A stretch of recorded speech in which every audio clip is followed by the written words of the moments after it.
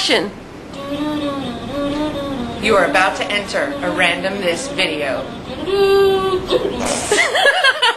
It's come that time of year. The time when all good people decide that it's time to overindulge themselves in tons and tons of food. I have been left in charge of doing one thing, and that is creating things with pumpkin.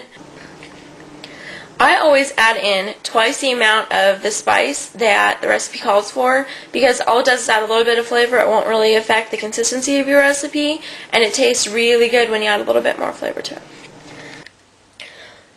While my pumpkin bread's cooking in the oven, I'm going to start on my next thing, which is pumpkin cheesecake.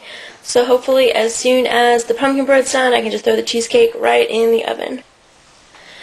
Right now it is pumpkin madness in the kitchen. I've just taken out the pumpkin bread, so those are all ready to go.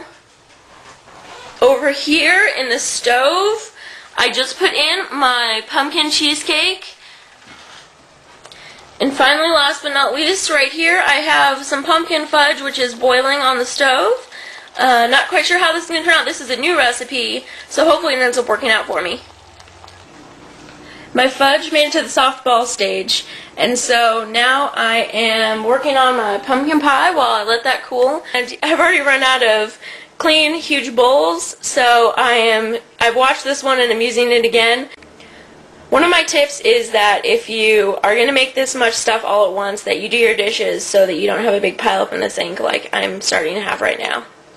There's a couple little things that I've done with the pumpkin pies to make it a little bit easier on everybody. First, I bought the store-bought pie crust because there was no way I was making pie crust. Sorry, love pumpkin pie, but I'm not making the crust. And the second thing is that I got the kind of pans that you can just buy at the grocery store or Walmart or wherever, and they're disposable because pumpkin pie always gets left over and you always end up leaving it there. That way you don't have to wash and return the pans. They can just get tossed when the pumpkin pie is done. 2 pumpkin pies, 2 loaves of pumpkin bread, a bowl of fudge, and a pumpkin cheesecake. Hopefully this is enough pumpkin-related desserts for any family for Thanksgiving. It's taken me all day, but finally my pumpkin mission is complete.